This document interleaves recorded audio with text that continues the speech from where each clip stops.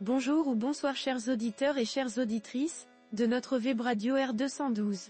Astérisque notre expert invité, Abdeslam Seddiqui, partage son avis et sa réflexion avec vous dans cet article intitulé L'investissement public, entre chiffres et réalité. Le voici en podcast pour vous.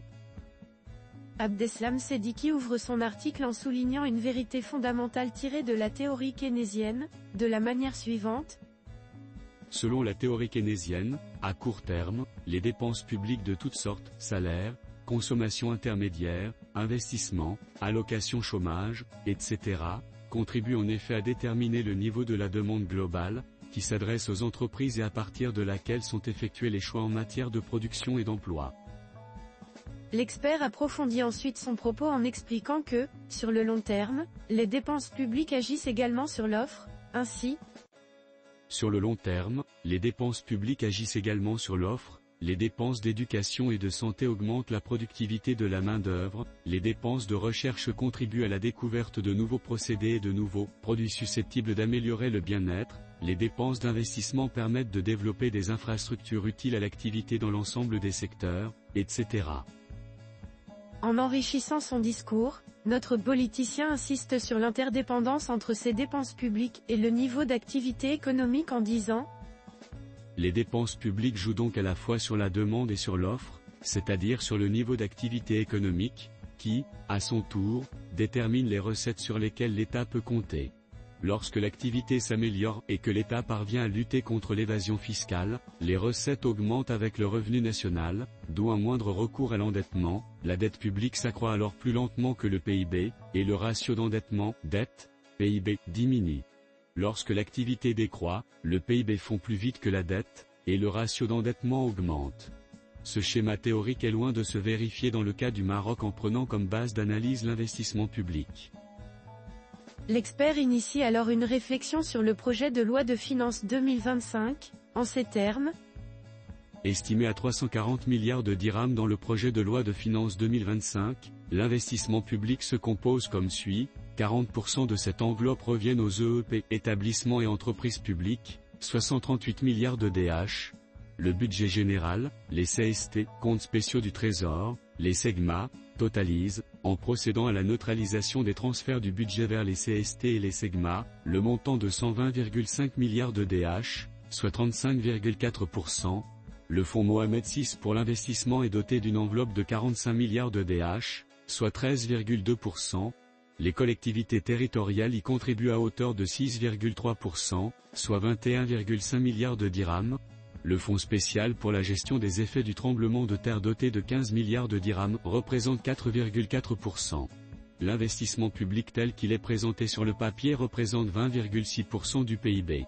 C'est une proportion énorme en comparaison avec les pays à orientation libérale.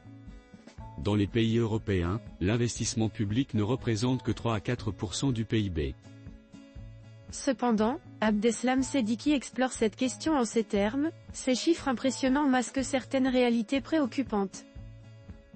Toutefois, ces données appellent les remarques suivantes. En premier lieu, l'investissement public qui représente les 2/3 de l'investissement global se caractérise par une efficacité limitée due notamment à une mauvaise gouvernance et au caractère réduit de l'effet multiplicateur, qui joue essentiellement dans les pays partenaires du Maroc. Ainsi, à chaque fois que notre pays réalise un projet d'infrastructure, cela nécessite des importations de l'étranger sous forme de biens d'équipement et de technologie. Cette démonstration est valable pour les plans de relance qui ont eu peu d'impact tant sur la croissance que sur l'emploi. En deuxième lieu, les 45 milliards de dirhams affectés au fonds Mohamed VI faisant partie d'un plan de relance post-Covid remontent à 2021 et sont reportés d'un budget à un autre au point qu'on parle toujours d'opérationnalisation du dit fonds. En troisième lieu, cet investissement n'est réalisé que dans une proportion tournant autour de 70%, ce qui signifie que l'investissement effectif ne dépasserait pas 238 milliards de dirhams, voire beaucoup moins si on prend en considération l'ensemble des remarques soulignées précédemment. En quatrième et dernier lieu, l'investissement public est mal réparti territorialement et ne profite pas à toute la population de la même manière et par conséquent, il ne fait qu'aggraver les inégalités territoriales comme cela apparaît dans la note relative à la répartition régionale de l'investissement. Ainsi, d'après nos calculs, réalisés sur la base des chiffres disponibles, les montants de l'investissement public par habitant varient, selon les différentes régions, entre 14 400 DH, La Ayoun Sakia Al-Amra, et 1693 DH, Fez Meknès. Seddiqui met en lumière un constat alarmant ainsi. Par rapport à la moyenne nationale de 3738 DH par habitant, 5 régions se situent au-dessus de cette moyenne et les 7 autres sont au-dessous.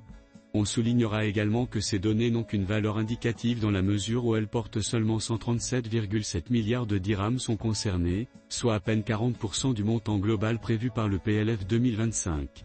Bien sûr, il faut faire la comparaison sur le long terme afin de saisir les dynamiques régionales. À ce niveau, les rédacteurs de ladite note relèvent effectivement une dynamique régionale des régions à faible contribution au PIB dans la mesure où elles connaissent des taux de croissance plus importants que les autres. Cette dynamique concerne essentiellement nos régions du Sud qui ont bénéficié d'investissements considérables et d'un programme de développement de près de 80 milliards de dirhams. Mais pour l'heure, on relève toujours la concentration de la richesse dans les 3 régions, Casablanca Ceuta, Rabat Salé Kenitra et Tanger Tétouan Al-Hoceima qui concentrent à elles seules près de 60%, 58,6% du gâteau national. La réduction des inégalités territoriales et sociales demeure un vœu pieux. Même les collectivités territoriales qui devraient normalement y contribuer en affectant les transferts publics dont elles bénéficient à l'investissement, 51 milliards de dirhams la part de la TVA, transférée aux communes et 9 milliards de dirhams mis à la disposition des régions, ne mobilisent à cette fin que 21,5 milliards de dirhams. Le reste, soit 38,5 milliards de dirhams sont destinés au fonctionnement. Une situation pour le moins anachronique qu'il faudra corriger au plus vite. Il est temps de clarifier les rapports entre l'État central et l'État territorial à travers la mise en œuvre d'une politique audacieuse de décentralisation et de déconcentration, qui soit en harmonie avec l'objectif stratégique de la régionalisation avancée. C'est une dimension que l'État social tel qu'il est mis en œuvre par le gouvernement a laissé de côté. En conclusion, Abdeslam Seddiqui élargit son analyse en mettant en exergue 3 équilibres fondamentaux que le Maroc doit viser. Le pays est appelé à assurer 3 équilibres fondamentaux, équilibre macroéconomique, équilibre macro-socio et équilibre écologique. Pour l'heure, et contrairement aux affirmations des pouvoirs publics, force est de constater qu'aucun de ces 3 équilibres n'est entièrement réalisé. Même les équilibres macroéconomiques demeurent fragiles et sont sujets à inquiétude, déficit budgétaire voisin de 5%, déficit chronique de la balance commerciale, déficit de la balance des paiements, endettement du trésor de 70% et endettement public de 84%. L'auteur conclut en insistant sur la nécessité d'un changement de cap ainsi. Seul un changement de cap serait de nature à redresser à la fois nos équilibres macroéconomiques et assurer le mieux vivre de la population tout en préservant nos ressources naturelles. Ces objectifs ne sont pas contradictoires. Au contraire, ils font partie d'une même dynamique. À condition de changer de paradigme et d'abandonner un certain nombre de recettes néolibérales qui ont montré leurs limites. Rédigé par Abdeslam Seddiqui. Chers auditeurs de la web radio R212, merci d'avoir été à l'écoute de ce podcast et de partager avec nous ce moment d'échange et de découverte. Votre présence et votre fidélité sont notre plus belle récompense. On se dit à très bientôt, si vous le voulez bien. Avec toute notre gratitude, l'équipe de R212.